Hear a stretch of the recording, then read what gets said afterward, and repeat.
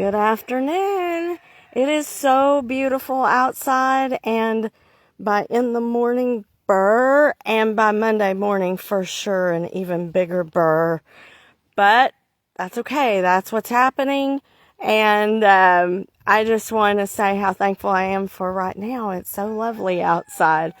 And I just want to share again echoes of my heart and talk about the ethics of responsibility and flying like an eagle.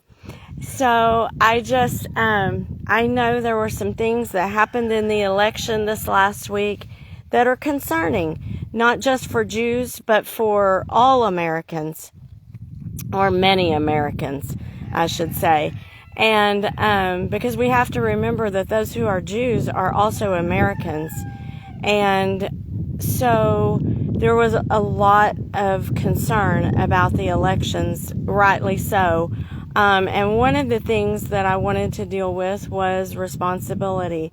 And I say that because the person who just won the office of New York mayor professes to be a democratic socialist, okay?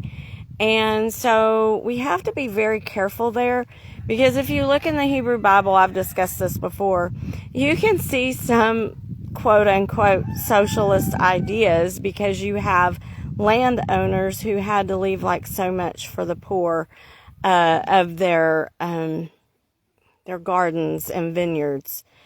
And so you could look at that and say, okay, so socialism is okay. Well, the thing you have to keep in mind, the thing that keeps us safe and the thing that keeps us within the realm of our Maker is when we, have responsibility for our own selves, including our own actions. And oftentimes in modern day socialism versus Hebraic socialism, if you want to call it that, and some can and do. The difference is, in modern day socialism, we no longer have responsibility. We're basically, it's kind of very similar to what the government did with the Native Americans, where the government's in charge of the land and you're just given so much, and they may want to make you feel like you're responsible for it, but that's not necessarily the case. And so I just think we have to be so careful and be wise in our decisions, and I think we have to be on our guard. I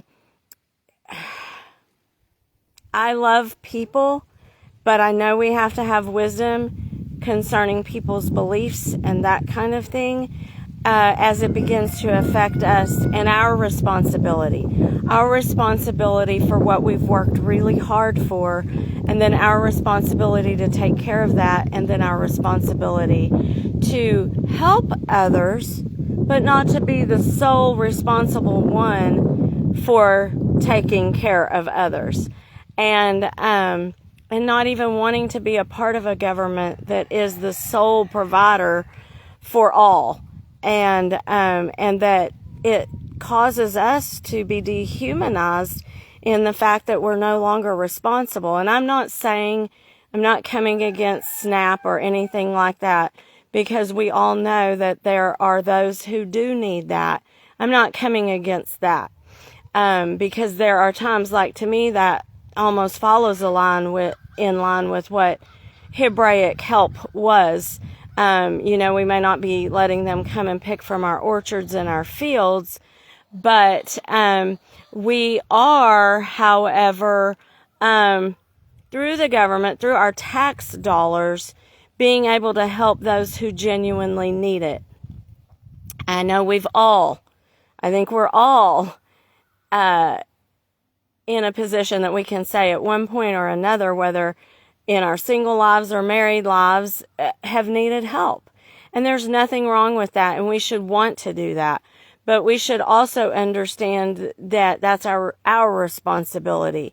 We can do that if we choose to. It becomes very difficult when we have leaders that are taking our responsibility for things away, however the case may be and whatever the case may be. And so I said all of that to say that was one of the things that was kind of on my mind and in my heart this week. And I was watching Graham Wardle, and I don't know if y'all remember him, but he was one of my favorite actors, and he has a podcast now. He was on Heartland, and he was saying that it's interesting, and I thought this kind of applied to the situation in our national life, in the world, in our personal life, that oftentimes, these things are happening around us that do concern us, but that it's not going to help if we get into fear and we get into worry. We have to still be doing what the Creator created us to do and wants us to do, and that is to turn away from fear and to turn to building and creating the things that others want to come to. Those wonderful things, those peaceful things, those loving things, those kind things. We want to take the time to, yes, obviously use wisdom and not be a part of the things that are going to take responsibility away from people or hurt people. But we want to bring it back to, okay, what is our responsibility? And we have a responsibility to no longer be a part of fear or to have the fear. We've got to turn away from the fear and turn to our Maker and say, what is it that you need me to create? What is it you need me to build? What is it that others are going to be drawn to and attracted to? Let me do that. Let me be that. And I thought that was very profound, and it just really kind of clarified my thinking. And I was thinking earlier this morning, so many of us are going through so many things right now, and that I want us to understand that our hope has to be in our Maker. And there's a song that we used to sing at camp, and it came to me, but the song didn't really come to me so much as the words. And it's found in Isaiah in the Hebrew Bible, where it talks about those of us that hope in the Lord. We are going to fly like an eagle, run and not be weary, and walk and not faint at all. But please, we have a responsibility. If you see others fainting, if you know others are fainting, if they fainted, pick them up, help them. What is there that you can do with them? What is there that you can build, that you can create, that can alleviate the fear, alleviate the worry? And I've seen a lot of that this last week. And I know I did my part, and I don't say that again to be like this humble brag, if you will, that you always hear about.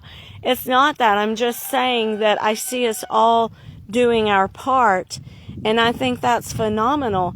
And I think that is us as the Maker's creation taking responsibility for ourselves and for one another, and for saying that, when things aren't necessarily going our way or the way that we think they should, or that's even comfortable, don't faint, don't fear, fly like an eagle, and run and don't be weary, and be ready to take responsibility for all of the things that we are needing to do right now.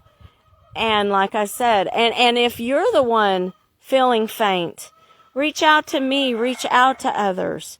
Let's be here for each other. Let's help each other. Because that's very Hebraic and very Jewish as well, is that we are our brother's keeper. We're not necessarily responsible for the wrongs they commit or those kinds of things, but we are their keeper. We were made to love one another and to operate in one another's lives with that love. And so let's be kind, let's be helpful, let's be hopeful, let's hope in our Maker, and hope in our Creator and keep that hope. That is a responsibility. Hi, sweetie. That is a responsibility that we have, is to keep our hope in our Maker, especially during difficult times, and to be there for one another and help each other. Let us all fly like an eagle. Let us all run and not be weary, and walk and not faint, or at least help others fly, help others run, and help others walk and not faint. I love y'all. Have a great week. Mwah!